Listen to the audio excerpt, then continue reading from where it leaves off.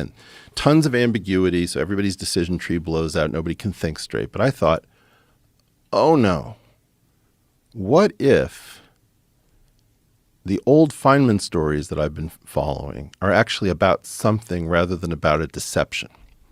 So, for example, Feynman has a story where he says, hey, there was this guy who was giving physics lectures to aerospace engineers, and they didn't like him, so I had to go out to Buffalo. I thought, Buffalo, that's Curtis Wright.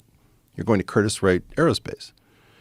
And he's got another one about, give me $1 because somebody calls him up and says, give us the nuclear patents to fission-driven planes and crazy stuff. Feynman is constantly telling us, he's got a story called It's Greek to Me, where he shows up in North Carolina, can't remember whether he's supposed to go to the University of North Carolina, Chapel Hill, or Greenville. And he has to figure it out, and he says, I'm late to the conference. There would be a bunch of people mumbling the words G mu nu. And the guy says, it's Chapel Hill. So he goes there. So it's a cute story about how clever Feynman is, which they all are.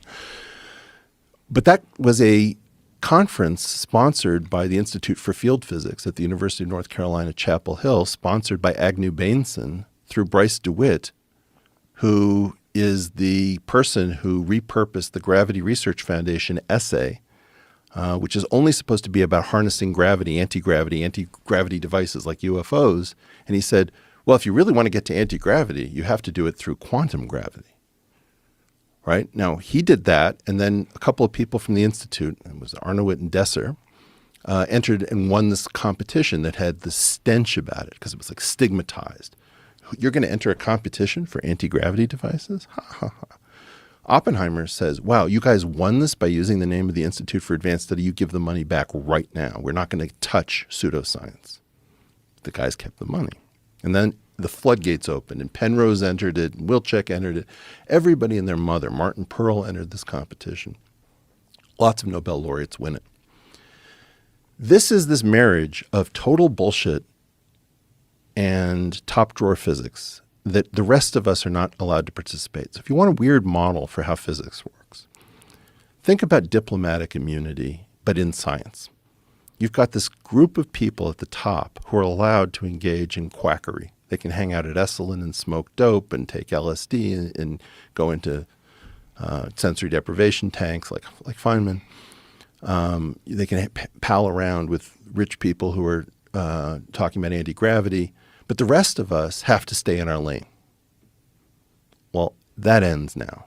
Now that I've been contacted by people saying, Eric, Sam Harris and I were both contacted saying that there's a disclosure planned and there's big updates and we need you to communicate this news to the world. There's disclosure about a specific technology. About something. I mean, more or less the way this works, it doesn't matter who you talk to. Something is huge. I can't talk to you about it because you don't have clearance. But we're going to fly out to Colorado Springs. And we're going to show you some stuff, and you're never going to be the same. Right? Like, okay, I'm on standby. My process, Joe, is that I'm very open-minded, but I have a very strong filter before I'll say, yeah, that's true. That's real. Okay. That freaks people out. It's like, why are you even talking to these people? Well, because I know the history, and you don't. So I was open to this. Sam was open to this. And it's Lucy in the football every goddamn week.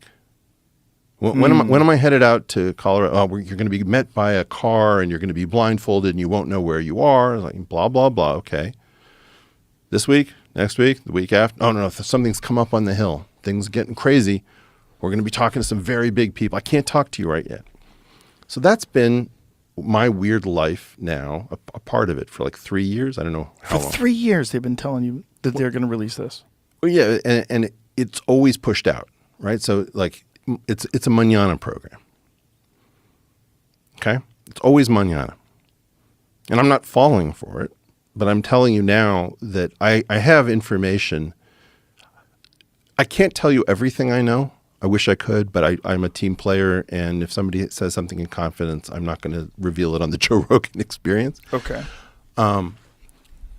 But there's some things I can say that nobody else can say, which is I had a very weird reaction to this. I think Sam was initially interested, and then they mananaed him 3 times, and he said, I'm out. Doesn't talk about it. I went a different route.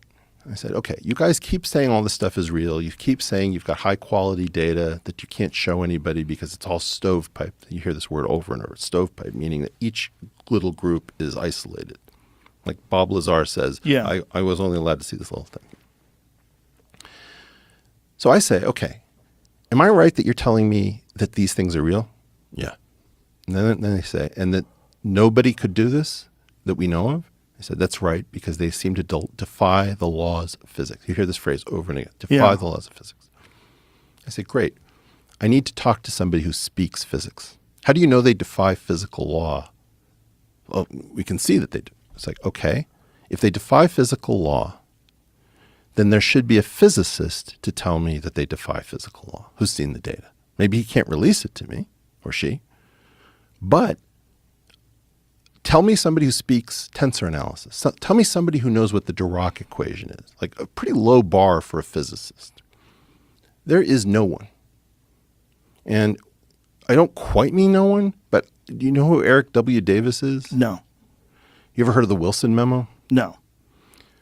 Okay, there's something called the Wilson memo where there's a physicist who meets a general or an admiral, and the general or the admiral is trying to figure out, I think this is at EG&G, why is there some program that I'm not allowed to know about? I have the highest clearances. I have a need to know. Like, sorry, we can't tell you. He's talking to somebody named Eric W. Davis. Eric W. Davis, so far as I can find, is the only person other than maybe Hal Puthoff who I've been able to talk to who speaks anything of these languages. This is not a particularly famous physicist.